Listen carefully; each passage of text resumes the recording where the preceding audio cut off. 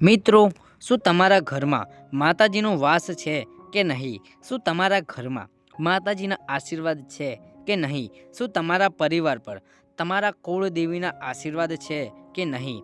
આ સમગ્ર માહિતી કેવી રીતે ખબર પડે છે?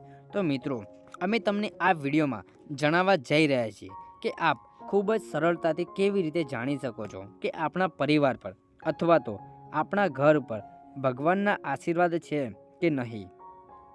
આ વિડીયો આપણા માટે ખૂબ જ ઉપયોગી સાબિત થશે. દરેક હિન્દુ ભાઈઓ તથા બહેનો આ વિડીયોને અંત સુધી જરૂરથી નિહાળજો. આ વિડીયોમાં અમે તમને અમુક એવા સંકેતો જણાવવા જઈ રહ્યા છીએ કે જે સંકેતો જાણ્યા પછી તમે ચોક્કસપણે જાણી શકશો કે આપણા પરિવાર પર ભગવાન અથવા તો માતાજીના આશીર્વાદ છે કે નહીં. તો મિત્રો, વિડીયોને અંત સુધી જરૂરથી સાંભળજો.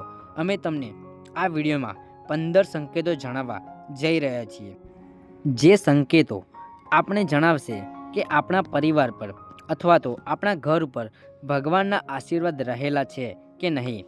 સંકેતોની વાત કરીએ તેના પહેલાં મિત્રો, આ વિડીયોને લાઈક કરી અને એકવાર કોમેન્ટ બોક્સમાં સાચા મનથી જય માતાજી જરૂરથી લખી નાખજો, જેથી માતાજીની કૃપા આપના પરિવાર પર બની રહે. તો ચાલો સંકેત નંબર 1થી વાત કરીએ. નંબર 1, મિત્રો, જ્યારે પણ તમે તમારા ઘરમાં રહેલા મંદિરમાં અગરબત્તી, પૂજા અને દીવો કરો છો, ત્યારે અગરબત્તીની સુગંધ જો તમારા આખા ઘરમાં પ્રસરી થતી હોય છે તો એક સંકેત છે કે ભગવાનના આશીર્વાદ આપણા ઘર પર બનેલા છે.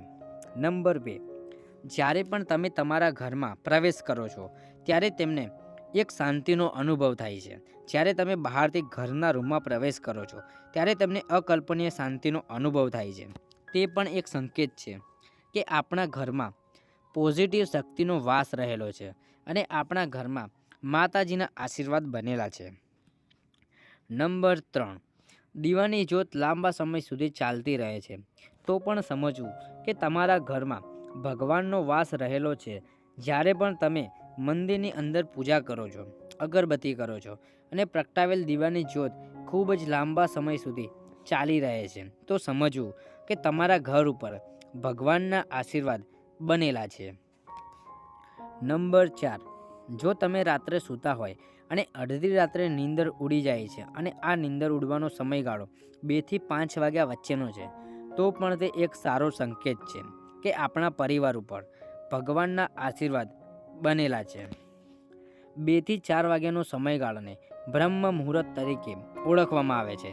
આ બ્રહ્મ મુહૂર્તમાં નીંદર ઉડવું ખૂબ જ શુભ માનવામાં આવે છે. નંબર 5, જો તમારા ઘરના આંગણે રાખેલો તુલસીનો છોડ ખૂબ જ મોટા પત્રવાળો છે, એટલે કે તુલસીના છોડના પાન એકદમ ખીલેલા અને મોટા પાન છે, તો તે એક સંકેત છે કે તમારા ઘરમાં પોઝિટિવ શક્તિનો વાસ રહેલો છે. સાથે જ તે છોડ હંમેશા લીલો રહે છે તો પણ સંકેત છે કે આપણા ઘરમાં માતાજીના આશીર્વાદ રહેલા છે, કારણ કે તુલસીનો છોડ હંમેશા લીલો ત્યાં જ રહે છે કે જે ભગવાન અને આશીર્વાદ હોય અને પોઝિટિવ શક્તિનો વાસ હોય. નહીંતર ગમે તેટલું પાણી પાવા છતાં પણ તે છોડ સુકાયેલો રહે છે. નંબર 6, ઘરના મુખ્ય આંગણામાં કોઈપણ પ્રકારના બીજ કે કોઈપણ પ્રકારની માવજત વગર અચાનક જ તુલસીનું છોડ ઉગવા લાગે છે તો તે ખૂબ જ શુભ સંકેત માનવામાં આવે છે. આવા મકાનમાં અથવા તો આવા આંગણામાં કુદરતી રીતે ભગવાનના આશીર્વાદ બનેલા હોય છે.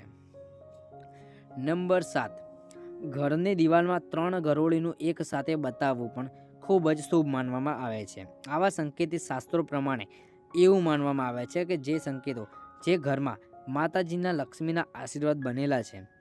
નંબર 8, જો આપણા ઘરમાં રાખેલા લીંબુ 2 દિવસ સુધી તાજું રહે છે તો તે સીધા સંકેત છે કે તમારા ઘરમાં પોઝિટિવ શક્તિનો વાસ રહેલો છે અને ભગવાન આશીર્વાદ બનેલા છે.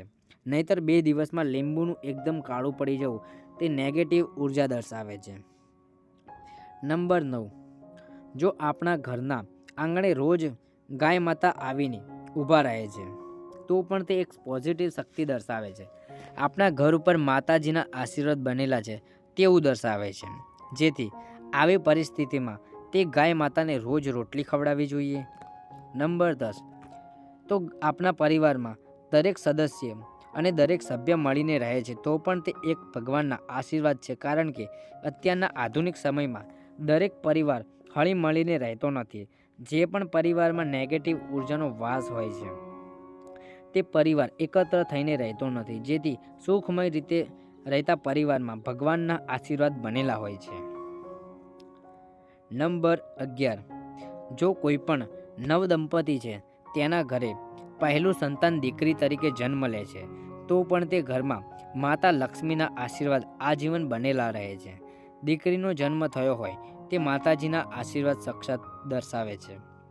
નંબર 12, ઘરમાં રાખેલા ત્રાંબાના વાસણો લાંબા સમય સુધી સારા રહેવા તે પણ એક પોઝિટિવ ઉર્જા દર્શાવે છે. જો આપણા ઘરમાં રાખેલા કોઈપણ પ્રકારના ત્રાંબાના વાસણો થોડા લાંબા સમય સુધી કાળા પડતા નથી તો એક સંકેત છે તે કે પોઝિટિવ ઉર્જાનો વાસ છે તેવું દર્શાવે છે. તેનાથી ઉલટું, જો થોડાક જ દિવસોમાં ત્રાંબાના વાસણો કોઈ પણ કારણસર કાળા થવા લાગે છે તો સમજવું કે આપણા ઘરમાં નેગેટિવ ઉર્જાનો વાસ રહેલો છે.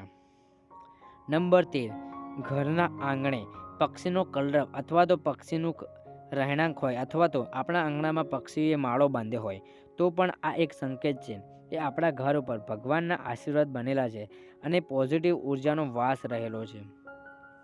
પક્ષી ત્યાં જ આકર્ષણ પામે છે કે જ્યાં પોઝિટિવ ઉર્જા રહેલી હોય છે. નંબર 14, ઘરની અંદર રાખેલા મંદિરમાં કોઈ પણ મૂર્તિ ખંડિત થયેલી જોવા મળતી નથી તો આ એક સંકેત છે કે આપણા ઘર ઉપર અને આપણા પરિવાર ઉપર ભગવાનના આશીર્વાદ બનેલા છે.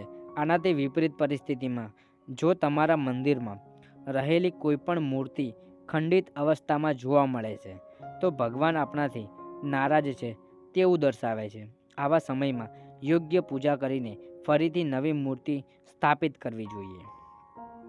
નંબર 15, જે પણ પરિવારમાં સુખ શાંતિનો અભાવ હોય અને નેગેટિવ શક્તિનો વાસ રહેલો હોય તેવો ભ્રમ થતો હોય તો ઘરમાં નિયમિત રીતે સવાર સાંજ કપૂર તેમજ ગુગળનો ધૂપ કરવો જોઈએ, જેનાથી તમારા સમગ્ર પરિવારમાં સુખ શાંતિ રહેશે અને કોઈ પણ પ્રકારની નેગેટિવ ઉર્જા હશે તો તે દૂર થશે.